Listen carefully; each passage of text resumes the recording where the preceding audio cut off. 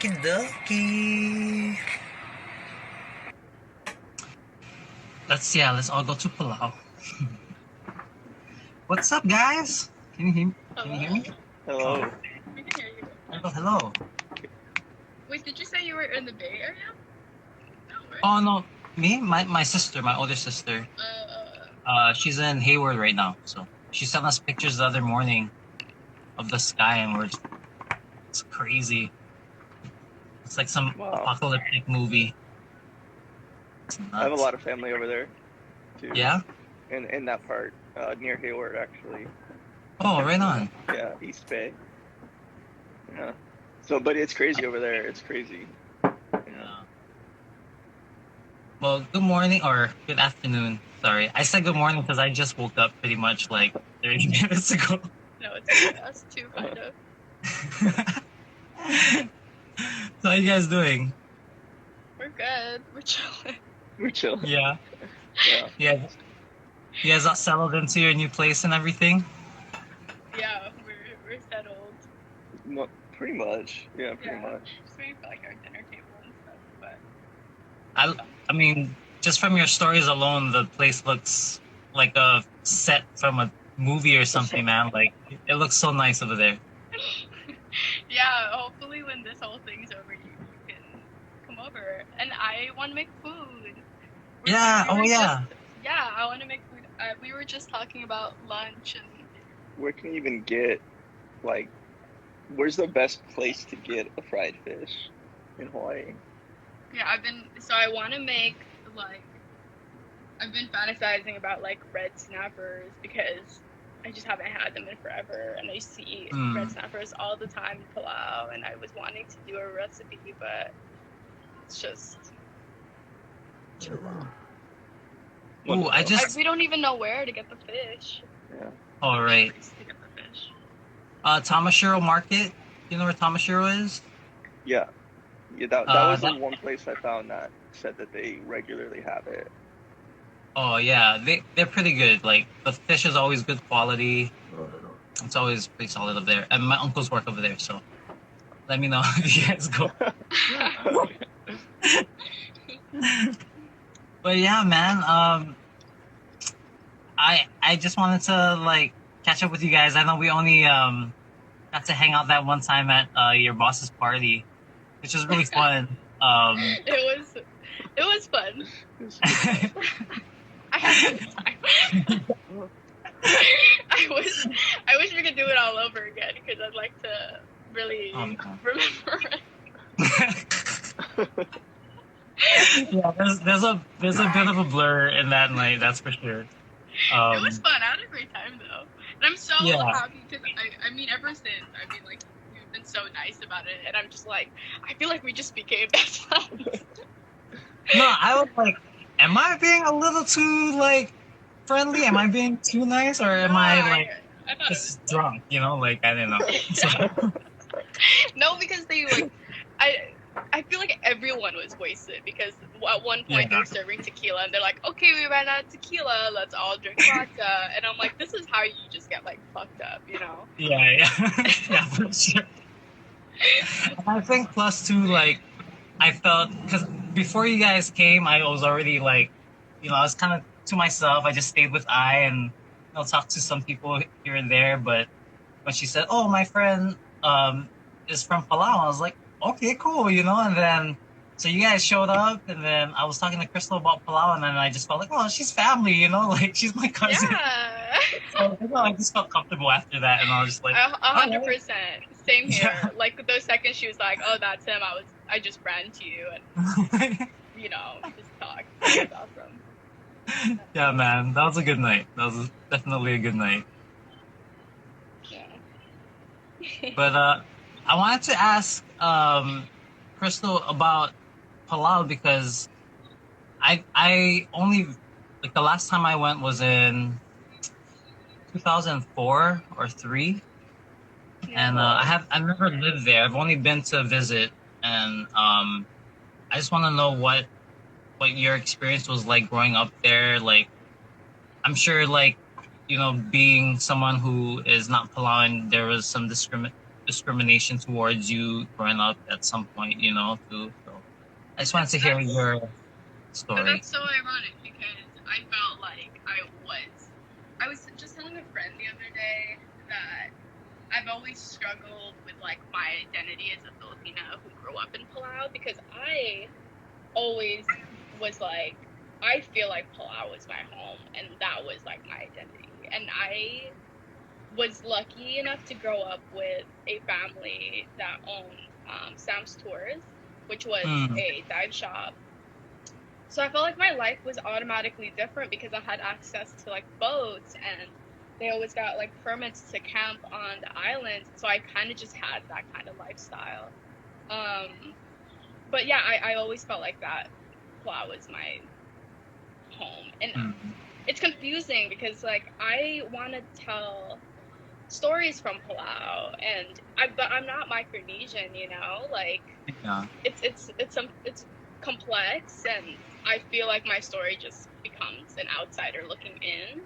But then again, you have family that treats you like family, so it's so like there's just so many layers, and yeah, that's kind of my experience with it. Oh, that's cool. Because I mean, for me, growing up in Hawaii, it's like I learned how to switch code early, but I was just I didn't even realize I was doing that at a young age. But I would hear people talk about Micronesian people in a certain way, and then I would pretend that I wasn't part of that group, So, for me, I always felt like Hawaii, yes, it's my home. Like I was born and raised here, but I always felt like I needed to go back to Palau at some point because I just felt like this connection from my roots.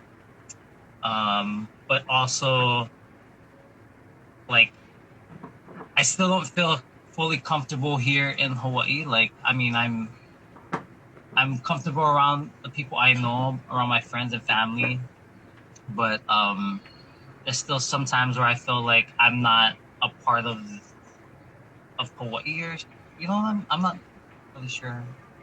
I totally know what you mean. Okay, so I like remember, I remember as a child, someone would ask if I was Palauan, and in my heart, I'm like, this is my home, but I always said no, because I'm not. But I grew up there, and like, that's my family. And even my friends would be like, you're more Palauan than you are Filipina, or like if you classify yourself as American, you're way more Palauan. And it's such and I'm sure so many people feel that way even as like a Hawaiian. Like, do you feel Hawaiian enough, or like do you like, I'm sure you feel that way because he's part Hawaiian too, and yeah, feel free to jump in. Sorry, I didn't mean to. No, this experience is it's shared between all of us because I feel the same way.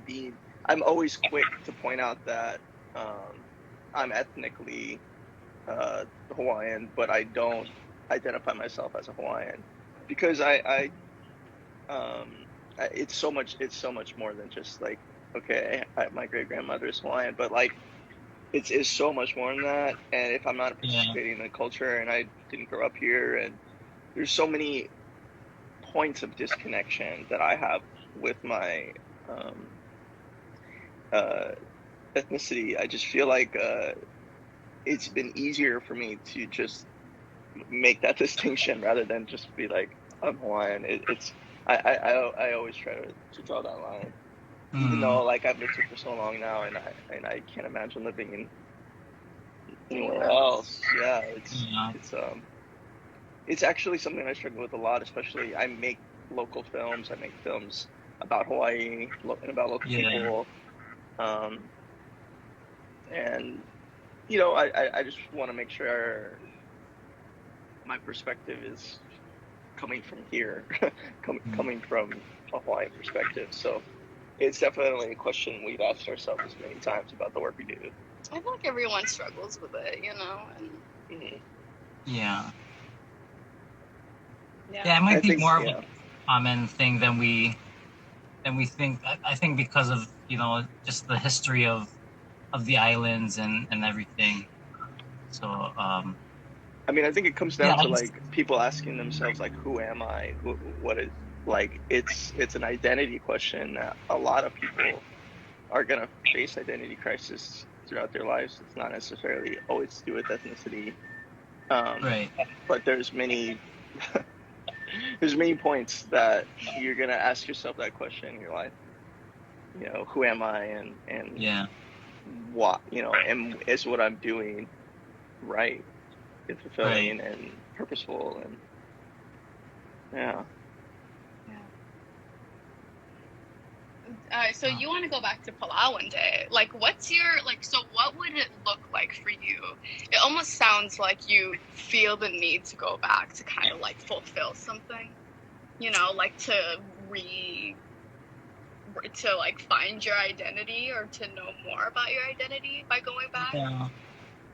I What mean, does that look like?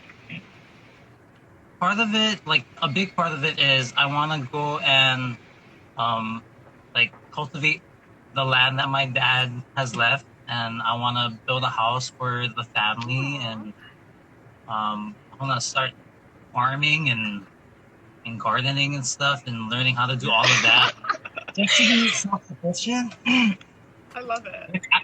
I'm sure, like, I know that's like a lot of my family members and a lot of my other friends, like we've all been on this same wavelength of like wanting to be able to fend for ourselves, you know, like realizing that the system that we live under isn't trying to look out for the best interests of everybody. So you know, I find that a lot of us are trying to just find ways to educate ourselves and be more self-sufficient, and that's one of the big things that I feel like in Palau I can still do that. Here it's a little harder, you know.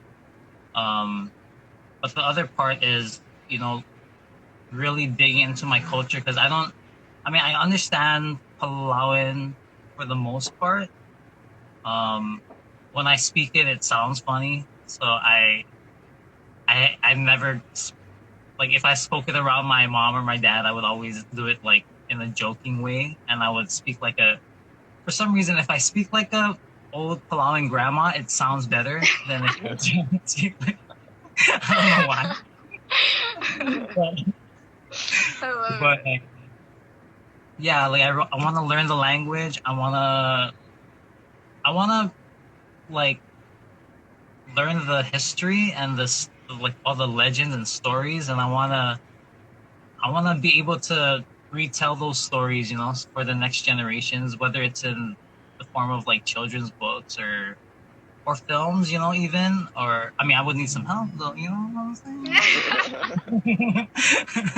I But was just gonna say, like, you saying that and that being your vision is exactly how I saw you when we made wow, this film. Like, I just saw you, like, that's crazy. because I used to live in this apartment and it would go from concrete roads to, like, just gravel, and it would go far, far, far. And as a Hmm. kid, like, we would just take our bikes to go as far as we could, and we would run into sugarcane fields, and there would just be this like Palauan man who's like shirtless, and he's like with his machete, and he's always cutting it down, and then he would shave it off, and then he would cut it into small pieces, and he would just give it to us kids Oh, running nice. around. And like I see that, and like they're just that's the kind of nature that Palau has. It's just always like giving, you know, Mm. just so giving and receiving, and everyone's just family, no questions asked. And I just love that. I just see you embodying that 100%, you know? That was probably one of my relatives. I don't know, probably. Exactly. I love Oh, it. yeah, I'm that's so cool, excited for man. you, and I hope that happens, you know?